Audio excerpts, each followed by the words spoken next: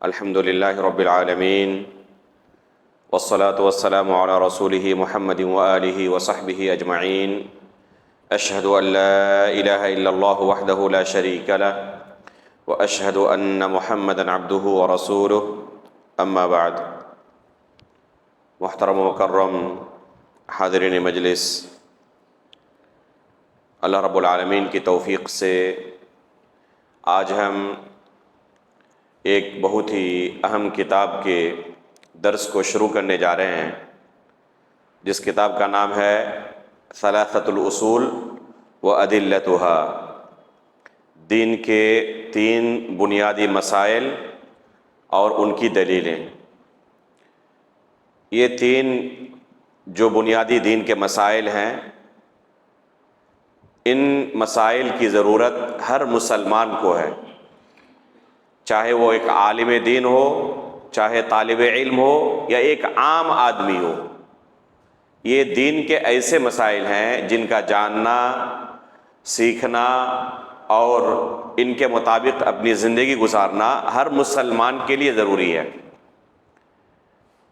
جب ہماری وفات ہوگی، ہمارے رشتہ دار ہمیں قبر میں دفن کر کے آئیں گے، فرشتے اللہ رب العالمین کی طرف سے اس میت کے پاس پہنچیں گے اور ہر میت سے فرشتے 3 سوال کرتے ہیں: من ربک وما دینک ومن نبیک، تمہارا رب کون ہے، تمہارا دین کیا ہے، تمہارے نبی کون ہے۔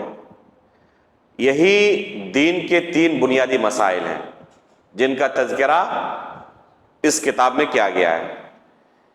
یہ ایسے مسائل ہیں جن کا کوئی بدل نہیں ہے۔ دوسری چیزیں ایسی ہیں کہ اگر انسان سے فوت ہو جائے تو کسی دوسرے ذریعے سے اسے مکمل کر سکتا ہے، اس کی گنجائش ہے، لیکن یہ دین کے ایسے بنیادی مسائل ہیں کہ ان میں سے اگر کوئی فوت ہو گیا تو پھر اس کے لیے ہلاکت ہی ہلاکت ہے۔ ایک انسان کی نجات کے لیے ان تینوں مسائل کا علم رکھنا، اس کے مطابق اپنی زندگی گزارنا اور آخری سانس تک اس عقیدے پر باقی رہنا ضروری ہے۔ یہ کتاب بہت موٹی کتاب نہیں ہے، بہت مختصر کتاب ہے، اور اکثر و بیشتر مدارس کے اندر مبتدی طلباء کو یہ کتابیں پڑھائی جاتی ہیں۔ اس طرح کی چھوٹی بہت ساری کتابیں دین کے اہم مسائل کے اوپر تیار کی گئی ہیں، اور عموماً مبتدی طلباء کو، چھوٹے طلباء کو یہ کتابیں پڑھائی جاتی ہیں۔ گرچہ حجم کے اعتبار سے، سائز کے اعتبار سے یہ کتاب چھوٹی ہے، لیکن اس مختصر کتاب کے اندر جو علم موجود ہے وہ نہایت ہی اہم اور نہایت ہی عظیم علم ہے۔ اسی وجہ سے ہم نے دیکھا ہے سعودی عرب کے اندر کہ کبار علماء اس کتاب اور اس طرح کی دوسری چھوٹی کتابوں کی تدریس کا بہت زیادہ اہتمام کرتے ہیں، اور اس طرح کے دروس میں صرف چھوٹے طلبہ ہی نہیں بلکہ منتہی درجات کے طلبہ، ایم فل اور پی ایچ ڈی کرنے والے طلبہ، بلکہ بہت سارے پروفیسرز اس طرح کے دروس میں بیٹھتے ہیں۔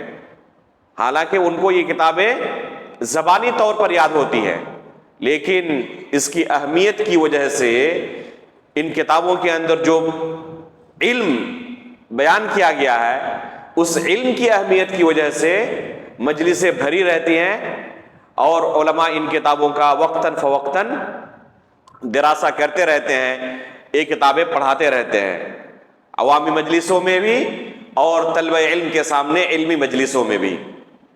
اس لیے اس طرح کی کتابوں کا دراسہ وقتاً فوقتاً ہونا چاہیے۔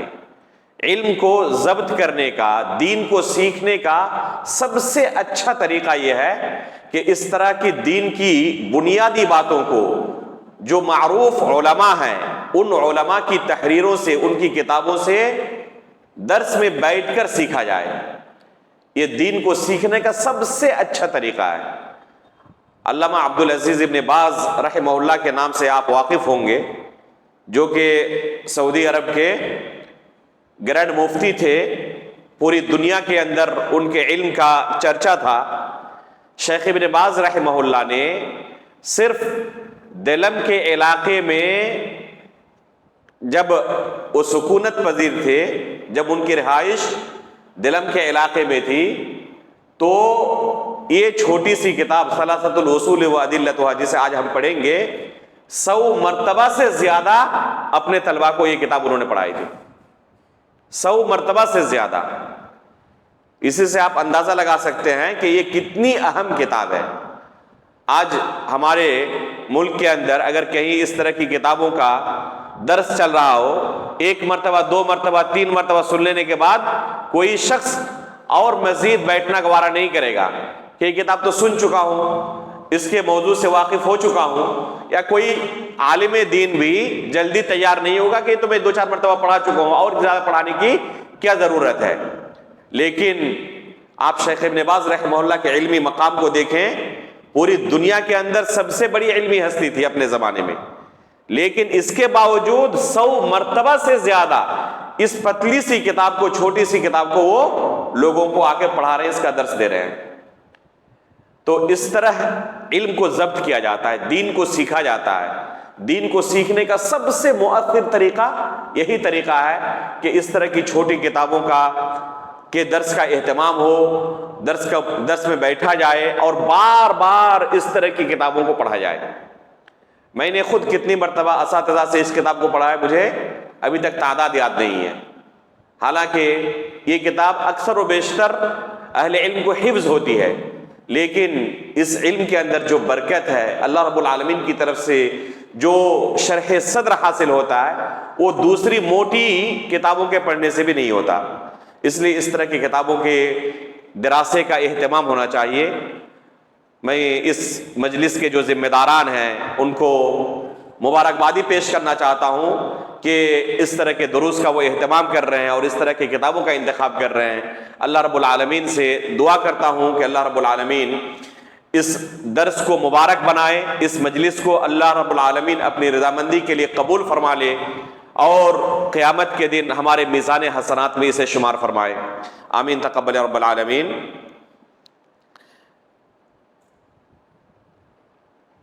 اس کتاب کے شروع میں، اصل کتاب کے شروع کرنے سے پہلے مصنف کے 2 مختصر رسالوں کو شامل کیا گیا ہے. تقریباً ایک صفحے کے 2 رسالے ہیں، ان 2 رسالوں کو شامل کیا گیا ہے اور پھر اصل کتاب شروع ہوتی ہے.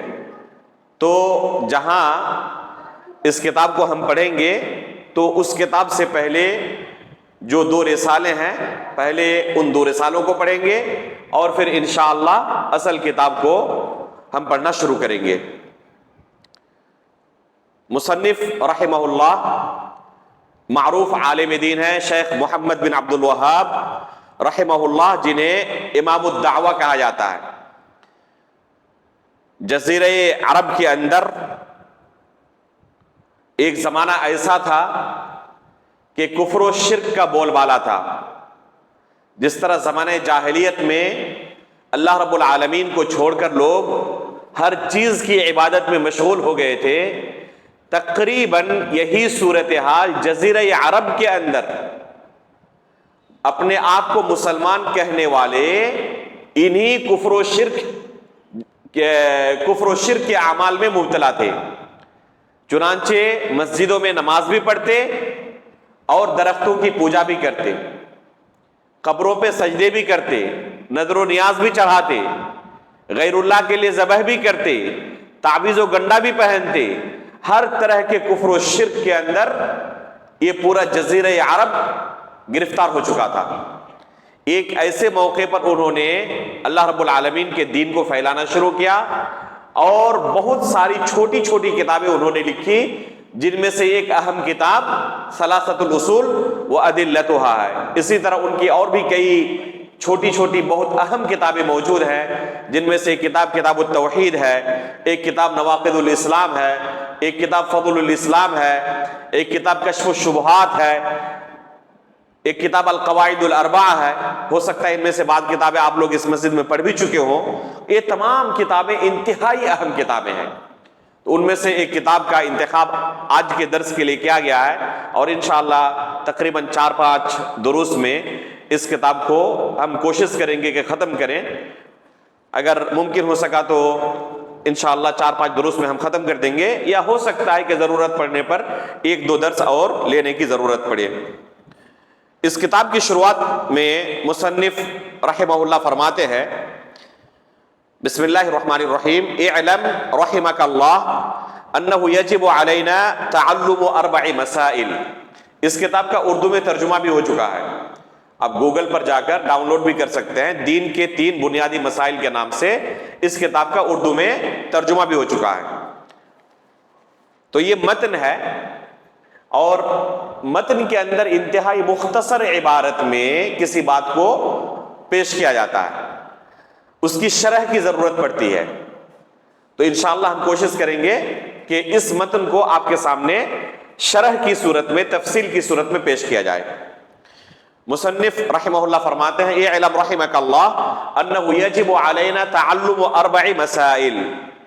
جان لو اللہ رب العالمین کی تم پر رحمت ہو کہ ہمارے اوپر 4 مسائل کا سیکھنا واجب ہے.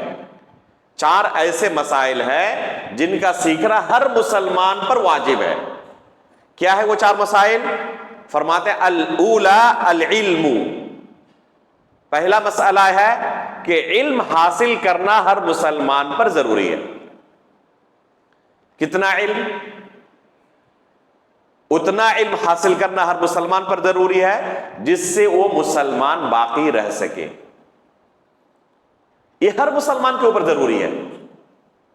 اگر کوئی شخص اپنے آپ کو مسلمان ہونے کا دعویٰ کرتا ہے اور وہ اتنا بھی علم حاصل کرنے کی کوشش نہیں کرتا جس سے وہ مسلمان باقی رہ سکے، تو وہ شخص حقیقت میں مسلمان باقی نہیں رہتا، گرچہ اپنے آپ کو مسلمان ہونے کا دعویٰ کرے. مثلا وہ نہیں جانتا کہ کس کلمے سے وہ دار اسلام میں داخل ہو سکتا ہے. کلمہ شہادت کیا ہے، اس کا معنی و مطلب کیا ہے، دن میں کتنی نمازیں فرض ہے، ظہر کی نماز کتنے رکعت کی ہوتی ہے، نماز پڑھنے کا طریقہ کیا ہے، ماہ رمضان میں روزہ فرض ہے، یہ مہینہ کون سا چل رہا ہے، رمضان کا یا غیر رمضان کا، اسے کچھ پتا نہیں. روزے کی حالت میں دن میں کھانا پینا، بیوی سے ہم بستری کرنا منع ہے، اسے کچھ پتا نہیں ہے، اور نہ سیکھنے کی کوشش کرتا ہے. افسوس کی بات ہے کہ ہمارے ملک کے اندر بہت سارے لوگ ایسے پائے جاتے ہیں جنہیں ماہ رمضان میں یہ پتا نہیں رہتا کہ یہ رمضان کا مہینہ گزر رہا ہے اور اس مہینے کے اندر روزہ رکھنا فرض ہے. بہت سارے ایسے لوگ جو اپنے آپ کو مسلمان ہونے کا دعویٰ کرتے ہیں، مسلم گھرانے میں پیدائش ہوئی ہے، نام مسلمانوں والا جیسا ہے، لیکن انہیں یہ پتا نہیں ہے کہ ماہ رمضان چل رہا ہے، اس میں ہمارے اوپر روزہ رکھنا فرض ہے. تو اتنا بھی اگر کسی کے پاس علم نہ رہے تو مسلمان باقی نہیں رہ سکتا. تو پہلا مسئلہ کیا ہے جس کا سیکھنا جاننا ہر مسلمان پر واجب ہے؟ پہلا مسئلہ ہے علم حاصل کرنا دین کے تعلق سے. کتنا علم حاصل کرنا؟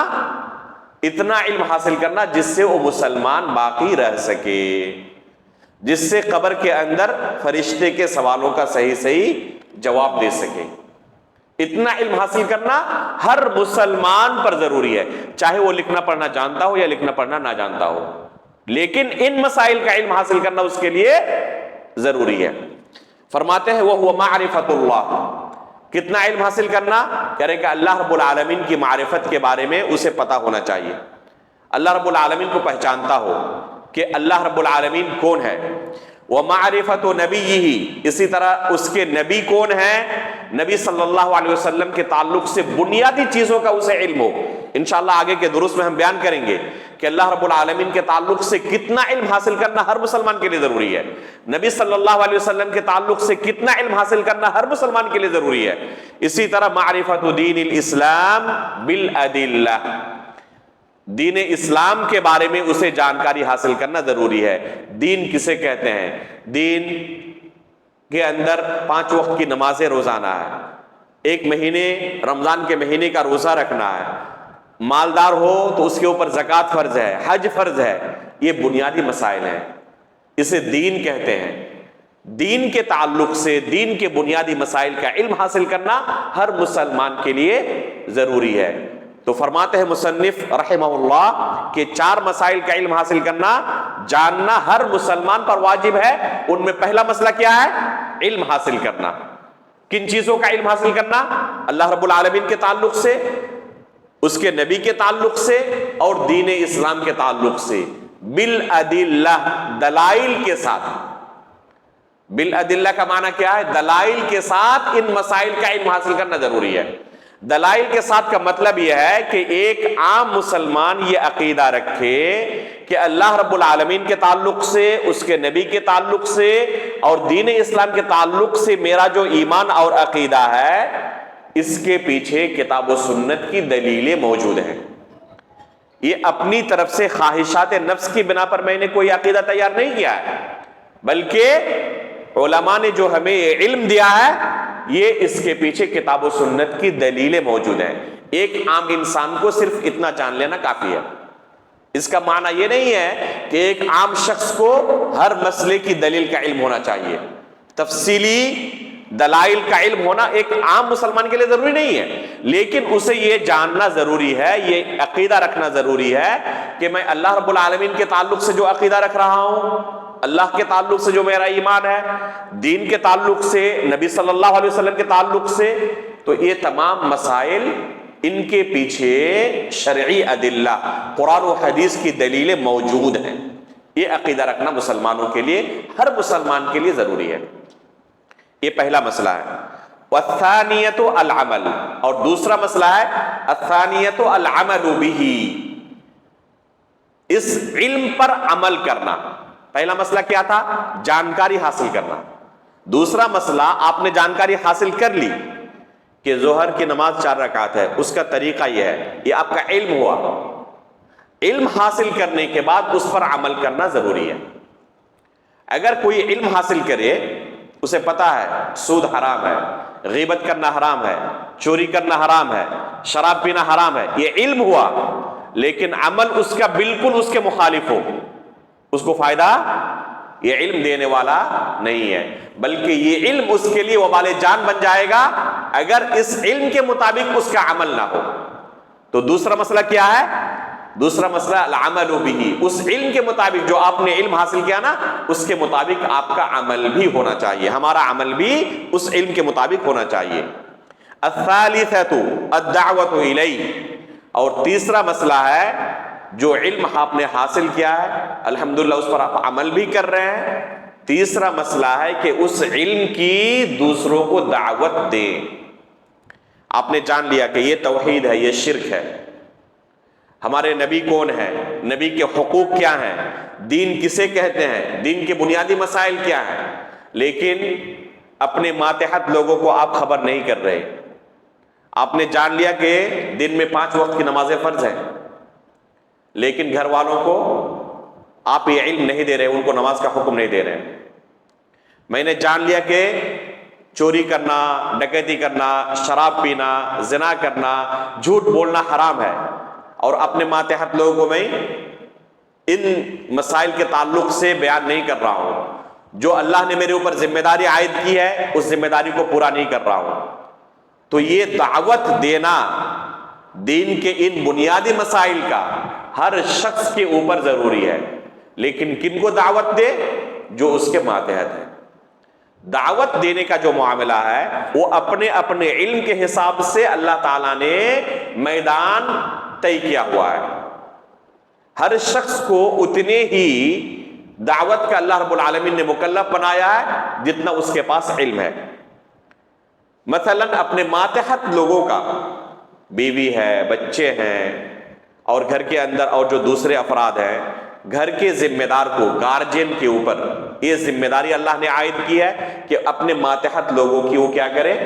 دینی رہنمائی کرے، دین کے بنیادی مسائل کے تعلق سے جن کا جاننا ہر مسلمان کے لیے ضروری ہے، صرف عالم دین کے لیے نہیں۔ مثلا چوری کرنا حرام ہے، یہ ایسا مسئلہ نہیں ہے کہ صرف مدارس کے اندر پڑھنے والے طلبہ اور علماء ہی جانیں گے اور ایک عام شخص یہ نہیں جانے گا، بلکہ اس مسئلے میں ہر کوئی عالم ہے۔ تو اس طرح کے بے شمار مسائل ہیں شریعت کے اندر جن مسائل کا عالم ہر شخص ہوتا ہے، صرف مدرسوں کے اندر پڑھنے والے طلبہ اور علماء نہیں، ان مسائل کی دعوت دینا ہر شخص کے لیے ضروری ہے، لیکن دعوت کن کو دے گا؟ جو اس کے ماتحت ہے۔ اگر اس نے شریعت کا علم حاصل کیا ہے، مدرسوں کے اندر یا مسجد کے اندر کسی استاد کے پاس بیٹھ کر دین کا علم حاصل کیا، ایک لمبی مدت تک اس نے محنت کی اور اس کے بعد کتاب و سنت کا اچھا خاصا علم آ گیا ہے، اب اس کے اوپر ضروری ہے کہ وہ اس لیول پر جا کر لوگوں کو دین سکھائے۔ لیکن اگر اس کے پاس شریعت کا علم نہیں ہے، اس کے باوجود ذاتی مطالعے سے کچھ دین کا معمولی علم حاصل کرنے کے بعد لوگوں کے سامنے ظاہر ہونے لگے اور لوگوں کو دین سکھانا شروع کر دے، حالانکہ خود وہ کتاب و سنت کو پڑھ نہیں سکتا، تو پھر یہ جائز نہیں ہے اس کے لیے، اس کا ابھی یہ مقام نہیں ہے کہ ابھی وہ لوگوں کے سامنے اس طرح ظاہر ہو۔ لوگوں کے سامنے ظاہر ہونے کے لیے اسے پہلے دین سیکھنے کی ضرورت ہے، دین کا علم سیکھنے کی ضرورت ہے۔ لیکن دین کے جو بنیادی مسائل جن کا تذکرہ میں نے ابھی تھوڑی دیر پہلے کیا، ان کا جاننا ہر مسلمان کے لیے ضروری، عمل کرنا ہر مسلمان کے لیے ضروری، اور اپنے ماتحت لوگوں کو ان مسائل کے بارے میں دعوت دینا ہر مسلمان کے لیے ضروری ہے۔ اللہ کے رسول صلی اللہ علیہ وسلم فرماتے ہیں، مروا ابناءکم بالصلاۃ وہم ابناء سبع، مروا اولادکم بالصلاۃ وہم ابناء سبع، اپنے بچوں کو نماز کا حکم دو جب وہ 7 سال کی عمر کو پہنچ جائے۔ یہ دعوت ہے یا نہیں ہے؟ یہ دعوت ہے، اور اس دعوت کی ذمہ داری اللہ رب العالمین نے صرف عالم دین کو نہیں دی ہے، بلکہ اس دعوت کی ذمہ داری ہر مسلمان کے اوپر ہے۔ جو بھی باپ ہے وہ اس دعوت کا مکلف ہے، اسے یہ دعوت اپنے بچے تک پہنچانی ہے کہ بیٹا تمہاری عمر 7 سال ہو چکی ہے، اب تمہیں نماز پڑھنا ہے، اپنے ساتھ مسجد لانا ہے، نماز کا طریقہ اسے بتانا ہے کہ اس طریقے سے نماز پڑھی جاتی ہے، اس طریقے سے وضو کیا جاتا ہے، نماز میں آ کر مسجد میں لوگوں کو ڈسٹرب کرنا منع ہے، ادب و احترام کے ساتھ کھڑا ہو جاتا ہے۔ یہ تمام طریقے سکھانا ایک عام شخص کے لیے بھی ضروری ہے کہ اپنے بچے کو سکھائے، اپنے بچے کو اس چیز کی تعلیم دے۔ گھر کے اندر ناچ گانے کا ماحول ہے، ایک عام شخص کے اوپر بھی ضروری ہے کہ اس پر نکیر کرے، بتائے کہ حرام ہے۔ وہ یہ نہیں کہہ سکتا کہ میں کیسے کہوں کسی چیز کو کہ حرام ہے یا حلال ہے، میں تو عالم دین نہیں ہوں۔ نہیں، اس مسئلے کے اندر آپ بھی عالم ہیں۔ یہ ایسا مسئلہ نہیں ہے کہ مدارس کے اندر پڑھنے والے طلبہ اور علماء اس مسئلے کو جانیں گے، بلکہ آپ بھی اس مسئلے کے کیا ہیں؟ عالم ہیں۔ اس لیے آپ کو بھی اپنے ماتحت لوگوں کو اس مسئلے کے بارے میں بتانا ضروری ہے۔ تو الدعوت الیہ، تیسرا مسئلہ کیا ہے کہ جو علم آپ نے حاصل کیا شریعت کے بنیادی مسائل کا، ان مسائل کی دعوت بھی آپ اپنے ماتحت لوگوں کو دیں۔ چوتھا مسئلہ، 4 مسائل کے بارے میں بیان کیا تھا نا کہ 4 مسائل کے بارے میں جاننا ہر مسلمان کے لیے واجب ہے۔ چوتھا مسئلہ ہے الصبر علی الاذی فیہ، دعوت کے راستے میں جو مصیبتیں لاحق ہو، لوگوں کی طرف سے اذیتیں پہنچائی جائیں، اس پر صبر کرنا۔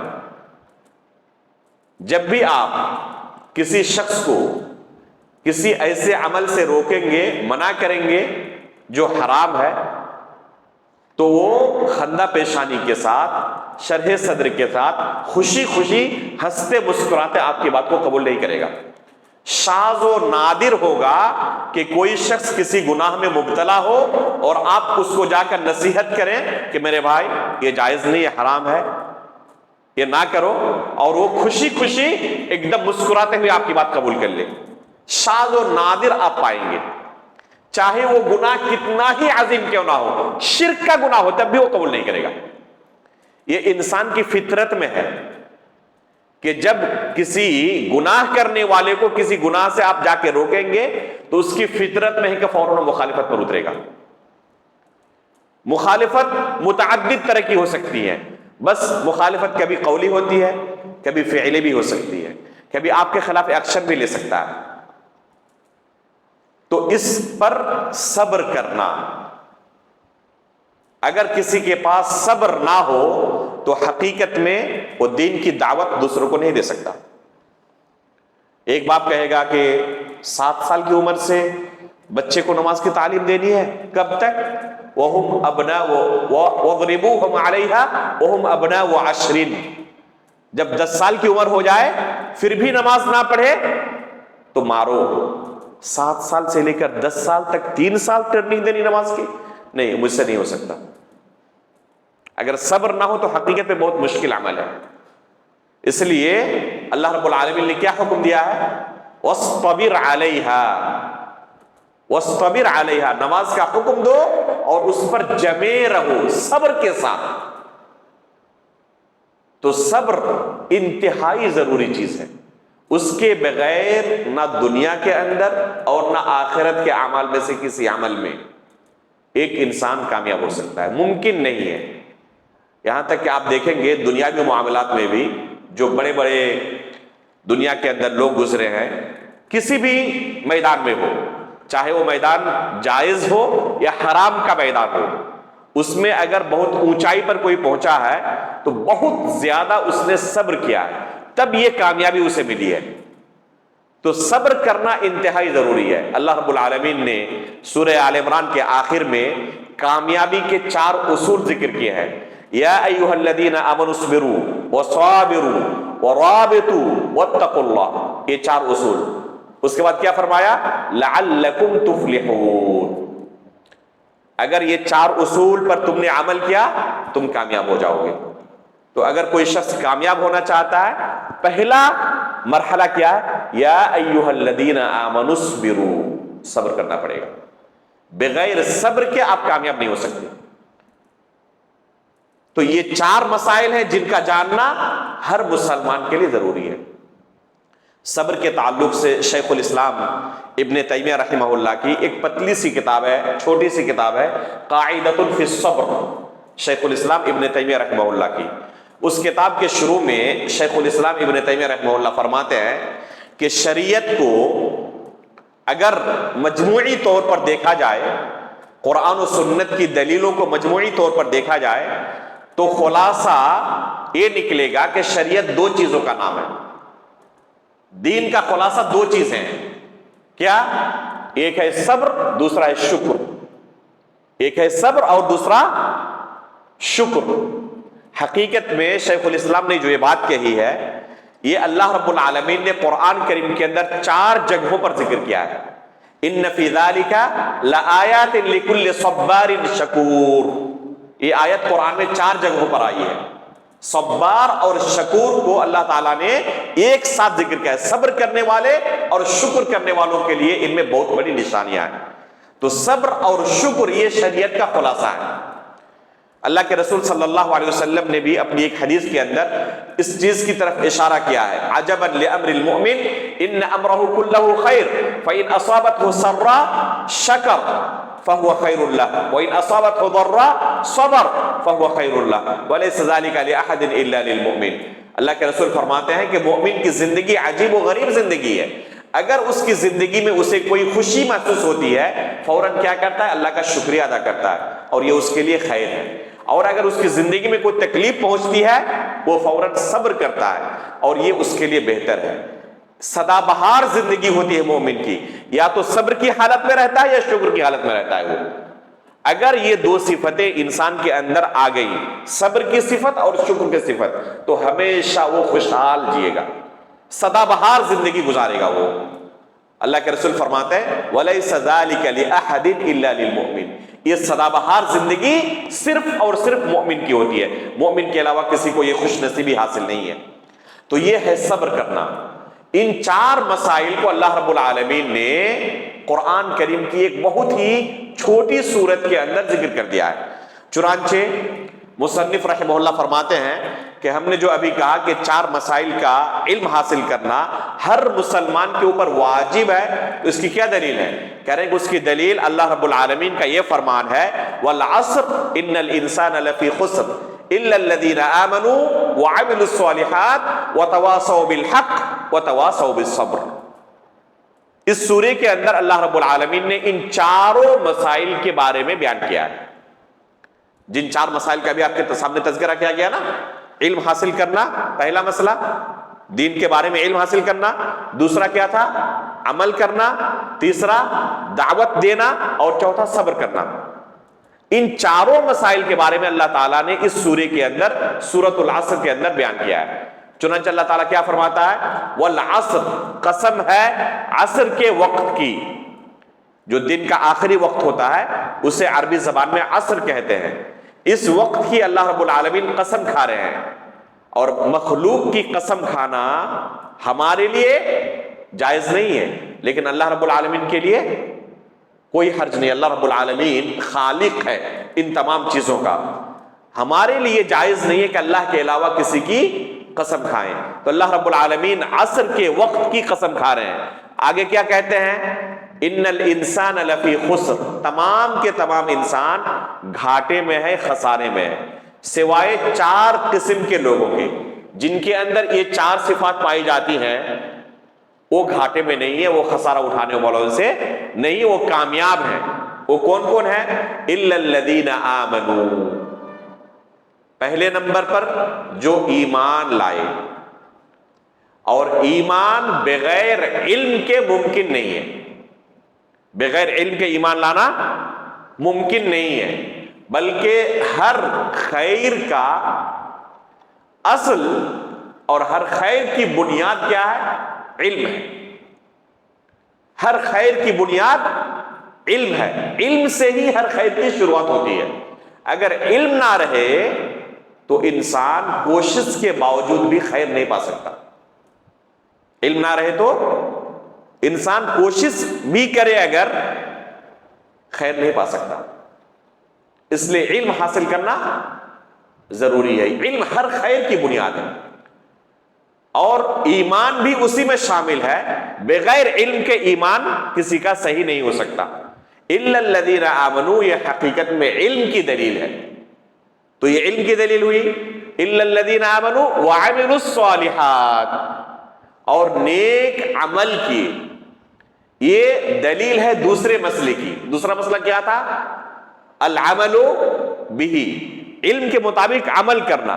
تو وعملوا الصالحات، یہ آیت دوسرے مسئلے کی دلیل ہے۔ اس کے بعد کیا کہا؟ وتواصوا بالحق، یہ دلیل ہے تیسرے مسئلے کی۔ تیسرا مسئلہ کیا تھا؟ دعوت دینا، لوگوں کو اس علم کی دعوت دینا۔ وتواصوا بالحق، یہ دعوت دینے کی دلیل ہے۔ وتواصوا بالحق کا کیا معنی ہے؟ کہ ایک دوسرے کو حق کی تلقین کرتے رہتے ہیں، وصیت کرتے رہتے ہیں، اسی چیز کو دعوت کہتے ہیں۔ آپ کے ساتھ کوئی شخص مل گیا، آپ نے اس کو وصیت کی چند نیک اعمال کی، یہ دعوت ہے۔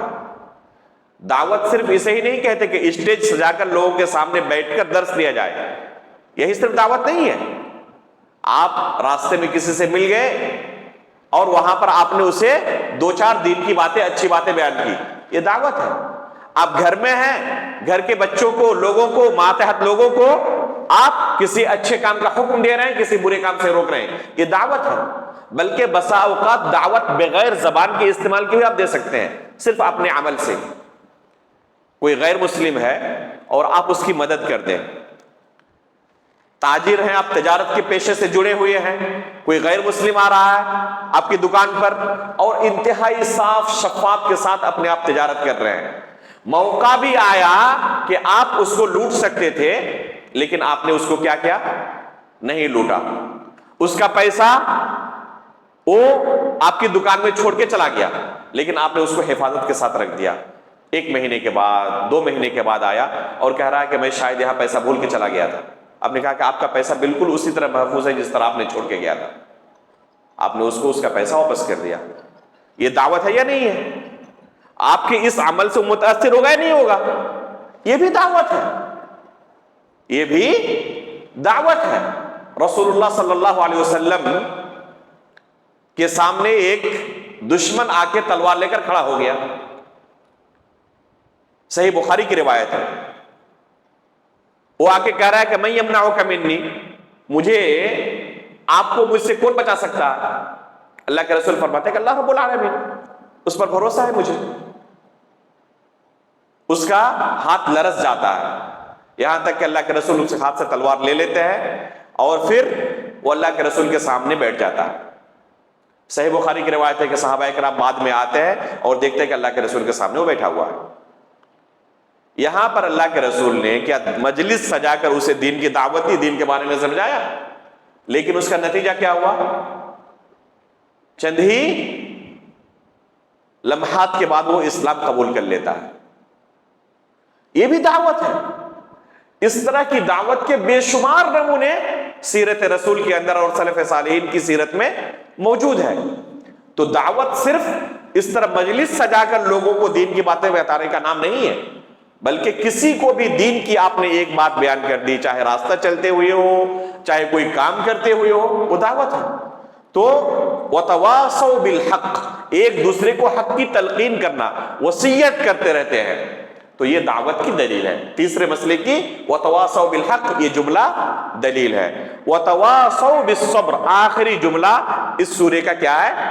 وَتَوَاصَوْا بِالصَّبْرِ، اور آپس میں ایک دوسرے کو صبر کی تلقین کرتے رہتے ہیں، صبر کی وصیت کرتے رہتے ہیں۔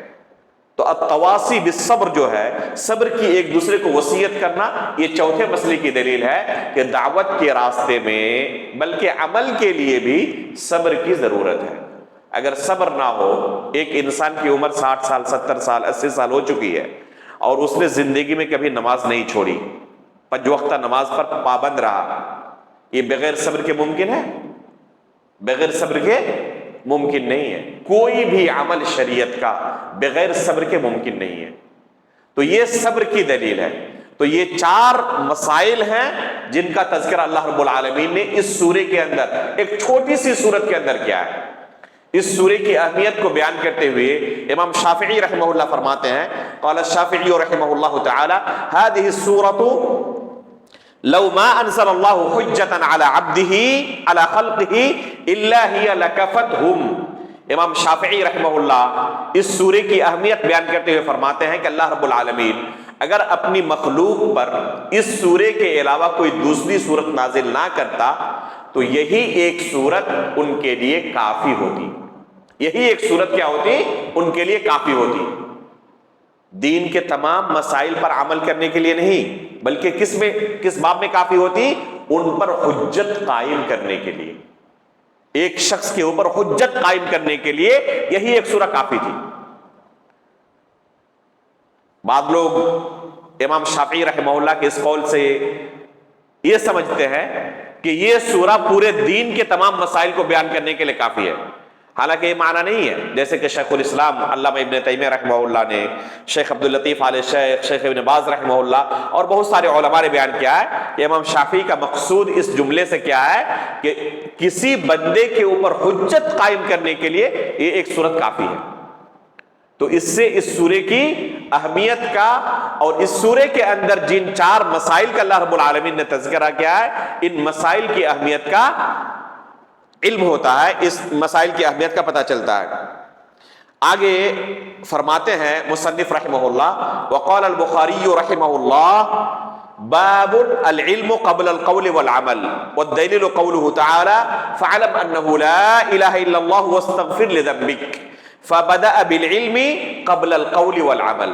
فرماتے ہیں کہ امام بخاری رحمہ اللہ نے اپنی صحیح کے اندر، صحیح بخاری کے اندر ایک باب قائم کیا ہے، العلم قبل القول والعمل، کہ علم حاصل کرنا قول و عمل سے پہلے ضروری ہے۔ کوئی آپ عمل کرنا چاہتے ہیں، اس عمل سے پہلے آپ کو علم حاصل کرنا ضروری ہے۔ آپ حج کے لیے جانا چاہتے ہیں، پہلے حج کے مسائل کو سیکھ لیں، کہاں سے احرام باندھنا ہے، کس طرح احرام باندھنا ہے، کیسے نیت کرنی ہے، کون سا حج کر رہے ہیں، کیسے طواف کرنا ہے، کتنے چکر کرنے ہیں، آپ کا احرام کس حالت میں رہے گا، اس کے بعد کیا کرنا ہے، صفا مروہ کی سعی کیسے کرنی ہے۔ آپ جس عمل کو کرنا چاہتے ہیں اس عمل کے تعلق سے پہلے علم حاصل کریں۔ اگر کسی بندے کو نماز کا طریقہ پتہ نہیں ہے، وضو کا طریقہ پتہ نہیں ہے، تو وہ نماز پڑھ سکتا ہے؟ ممکن ہے؟ نہیں پڑھ سکتا۔ تو العلم قبل القول والعمل، قول سے پہلے اور عمل سے پہلے، دونوں سے پہلے علم حاصل کرنا ضروری ہے۔ کیا دلیل ہے اس کی دلیل کہتے ہیں اللہ رب العالمین کا ارشاد ہے فَعْلَمْ أَنَّهُ لَا إِلَهَ إِلَّا اللَّهُ وَاسْتَغْفِرْ لِذَنبِكَ۔ سورہ محمد کے اندر اللہ رب العالمین نے اس آیت کے اندر 3 چیزوں کا حکم دیا۔ فَعْلَمْ، پہلا حکم ہے کہ علم حاصل کرو، پہلا حکم کیا ہے؟ علم حاصل کرو۔ أَنَّهُ لَا إِلَهَ إِلَّا اللَّهُ، کس چیز کا علم حاصل کرو؟ کہ اللہ رب العالمین کے سوا کوئی برحق معبود نہیں۔ کلمہ لا الہ الا اللہ کے تعلق سے علم حاصل کرنا ہر مسلمان کے لیے ضروری ہے۔ وَاسْتَغْفِرْ لِذَنبِكَ، اور اگر کبھی شیطان کے چکر میں پڑ کر تم سے کوئی گناہ سرزد ہو جائے فوراً اپنے گناہوں سے استغفار کرو، اللہ رب العالمین سے گناہوں کی بخشش طلب کرو، معافی طلب کرو۔ تو اس آیت میں اللہ تعالیٰ نے کلمہ لا الہ الا اللہ سے پہلے کس مسئلے کا حکم دیا؟ علم حاصل کرنے کا۔ پہلا حکم کیا ہے؟ فَعْلَمْ، علم حاصل کرو کہ اللہ رب العالمین کے سوا کوئی برحق معبود نہیں۔ تو علم کا درجہ لا الہ الا اللہ سے پہلے ہے۔ اگر کسی کو کلمہ لا الہ الا اللہ کا علم نہیں ہے کہ اس کلمے کا معنی کیا ہے اور طوطے کی طرح رٹ لے، تو یہ لا الہ الا اللہ سے کوئی فائدہ پہنچا سکتا ہے؟ صرف زبان سے ادا کرنا کافی نہیں ہے، اس کا علم حاصل کرنا ضروری ہے۔ اگر کوئی غیر مسلم ہو اور نیند کی حالت میں کلمہ لا الہ الا اللہ صاف لفظوں میں پڑھے، کیا اس وجہ سے وہ مسلمان بن جائے گا؟ نہیں بن سکتا۔ علم حاصل کرنا ضروری ہے کہ میں کیا کہہ رہا ہوں، اسے پتا ہونا چاہیے۔ اسی وجہ سے جب اللہ کے رسول نے کفار مکہ کو کہا قولوا لا الہ الا اللہ تفلحوا، کہ تم لا الہ الا اللہ کہو کامیاب ہو جاؤ گے، تو انہوں نے سمجھا تھا کہ اس کلمے کا کیا معنی ہے، کیا تقاضے ہیں۔ وہی لوگ جو اللہ کے رسول کو اپنی جان سے زیادہ محبت کرتے تھے جانی دشمن بن گئے اور اللہ کے رسول کے خلاف تلوار لے کر کھڑے ہو گئے، کیونکہ جانتے تھے کہ اللہ کے رسول کس چیز کا مطالبہ کر رہے ہیں۔ اب اگر کوئی شخص اس کلمے کو تو زبان سے ادا کر رہا ہے لیکن اسے پتہ ہی نہیں، کلمے کو زبان سے ادا بھی کیا اور دیکھ رہا ہے کہ کسی قبر کے پاس جا کر وہاں پر کیا کر رہا ہے، قبر والے سے وہ چیزیں طلب کر رہا ہے جو صرف اللہ رب العالمین دے سکتا ہے، سجدہ بھی کر رہا ہے، ذبح بھی کر رہا ہے وہیں پر، تو کیا اس نے کلمہ لا الہ الا اللہ کو سمجھا، اس کا علم حاصل کیا؟ اگر علم حاصل کیا بھی ہے تو کیا اس پر عمل کیا اس نے؟ ظاہر سی بات ہے اس نے عمل نہیں کیا۔ تو ان 4 مسائل کے تعلق سے جاننا سب سے پہلے ضروری ہے، پھر اس پر عمل کرنا، خود عمل کرنے کے بعد دوسروں کو بھی سکھانا اور اس پر جمے رہنا آخری سانس تک۔ یہ 4 چیزیں ایسی ہیں جو دین کی بنیادی چیزیں ہیں جن کا علم حاصل کرنا ہر مسلمان کے لیے ضروری ہے۔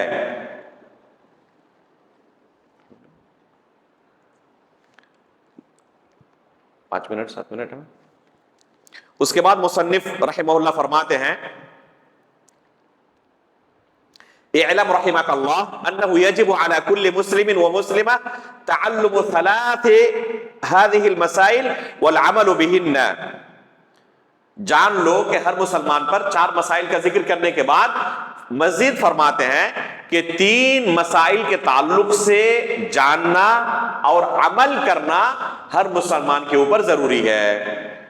پہلا مسئلہ ہے الاولی ان اللہ خلقنا ورزقنا ولم يتركنا حملا۔ پہلا مسئلہ ہے کہ اللہ تعالیٰ نے ہمیں پیدا کیا ہے۔ ہمارا خالق کون ہے؟ پیدا کرنے والا کون ہے؟ اللہ رب العالمین ہے۔ سب سے پہلا مسئلہ ایک انسان کو یہ جاننا چاہیے۔ اسی لیے قرآن کی جو پہلی وحی نازل ہوئی تھی، پہلی آیت نازل ہوئی تو وہ کون سی آیت تھی؟ یہ بتائیں۔ اقرأ بسم ربک الذی خلق۔ اللہ تعالیٰ کی بے شمار صفات میں سے اللہ تعالیٰ نے اپنی کس صفت کا انتخاب کیا پہلی وحی میں؟ خلق کا۔ اس رب کے نام سے پڑھو جس نے تمہیں پیدا کیا ہے۔ تو اللہ ہمارا خالق ہے، اس نے پیدا کیا ہے۔ یہ پہلا مسئلہ ہے جس کو ہمیں جاننے کی ضرورت ہے، اور یہ ایسی چیز ہے جس کا انکار کوئی عقل مند نہیں کر سکتا۔ انصاف کے ساتھ کوئی عقل مند ہے، پاگل نہیں ہے اور اس کے پاس ذرہ برابر بھی انصاف باقی ہے، ایک دم بالکل ظالم نہیں ہو گیا ہے، تو وہ اس چیز کا انکار نہیں کر سکتا کہ اللہ تعالیٰ نے ہمیں پیدا کیا ہے۔ تو ان اللہ خلقنا، کہ اللہ تعالیٰ نے ہمیں پیدا کیا، ورزقنا، اور اسی نے ہمیں رزق بھی دیا ہے۔ اللہ کے سوا کوئی دوسرا رزق نہیں دے سکتا۔ اللہ تعالیٰ نے جتنی مخلوقات صرف سمندر میں پیدا کی ہے، اگر کسی بادشاہ کو بھی کہا جائے کہ ان کے ایک وقت کے کھانے کا بندوبست کر دو، اپنی پوری سلطنت بیچ کر ایک وقت کے کھانے کا بندوبست نہیں کر سکتا۔ لیکن جس دن سے دنیا بنی ہے اور قیامت تک اللہ رب العالمین ہر مخلوق کے کھانے کا کتنا بہترین بندوبست کیا ہوا ہے۔ ہم ماں کے پیٹ میں تھے، اللہ تعالیٰ نے وہاں بھی ہمیں رزق دیا۔ دنیا میں آئے، کوئی دوسرا کھانا ہم لے نہیں سکتے تھے، اللہ رب العالمین نے 2 سال تک کے لیے ماں کے پستان میں ہمارے رزق کا بندوبست کر دیا۔ یہ ہمارا رب ہے جو رازق ہے، جس نے ہمیں رزق عطا کیا ہے۔ وَرَزَقَنَا وَلَمْ يَتْرُكْنَا حَمَلًا، اور اللہ تعالیٰ نے ہمیں مہمل بیکار نہیں چھوڑ دیا ہے۔ بل ارسل الینا رسولا، بلکہ اللہ تعالیٰ نے ہمارے پاس رسولوں کو بھیجا۔ فمن اطاعه دخل الجنہ ومن عصاه دخل النار، جو رسول کی اطاعت کرے گا جنت میں داخل ہوگا، اور جو رسول کی نافرمانی کرے گا اس کا ٹھکانہ کہاں ہوگا؟ جہنم ہوگا۔ اس کی دلیل اللہ رب العالمین کا یہ فرمان ہے، انا ارسلنا الیکم رسولا شاہدا علیکم کما ارسلنا الی فرعون رسولا فعصى فرعون الرسول فَأَخَذْنَاهُ أَخْذًا وَبِيلًا۔ اللہ رب العالمین نے ان 2 آیتوں کے اندر فرعون کا قصہ ذکر کیا ہے کہ فرعون کے پاس اللہ تعالیٰ نے موسیٰ علیہ السلام کو بھیجا تھا، لیکن اس نے کیا انکار کر دیا، موسیٰ علیہ السلام کی اطاعت نہیں کی۔ نتیجہ کیا ہوا؟ سخت عذاب کے اندر اللہ تعالیٰ نے اسے گرفتار کیا۔ یہ آیت دلیل ہے سب کے لیے کہ جو بھی رسول کی اطاعت کرے گا وہ جنت میں جائے گا، اور رسول کی نافرمانی کرے اس کا حشر بھی وہی ہوگا جو فرعون کا ہوا تھا، دنیا کے اندر بھی آخرت کے اندر بھی۔ دنیا کے اندر اگر اللہ رب العالمین ڈھیل دے دے، چھوڑ دے، آخرت کے اندر اس کے لیے صرف اور صرف ہلاکت اور تباہی، اس کے علاوہ کچھ نہیں اس کے لیے بچا ہوا ہے۔ تو یہ پہلا مسئلہ ہے جس کا جاننا ضروری ہے۔ دوسرا مسئلہ، ان اللہ لا یرضی یشرک معہ احد فی عبادتہ، اللہ کے ساتھ اس کی عبادت میں کسی کو بھی شریک کیا جائے اللہ تعالیٰ اسے پسند نہیں کرتا۔ لا نبی مرسل ولا ملک مقرب، نہ کسی رسول کو اگر شریک کیا جائے، نہ کسی فرشتے کو اس کی عبادت میں شریک کیا جائے۔ رسول کا مقام، فرشتے کا مقام سب سے اعلیٰ ہے۔ اگر کسی رسول کے لیے بھی ذرہ برابر کوئی عبادت انجام دی جائے یا کسی فرشتے کے لیے، اللہ رب العالمین اسے بھی پسند نہیں کرتا۔ اگر رسول کے لیے، فرشتے کے لیے پسند نہیں کرتا تو کسی پیر، ولی، خواجہ، غریب نواز کے لیے پسند کرے گا؟ قطعا نہیں۔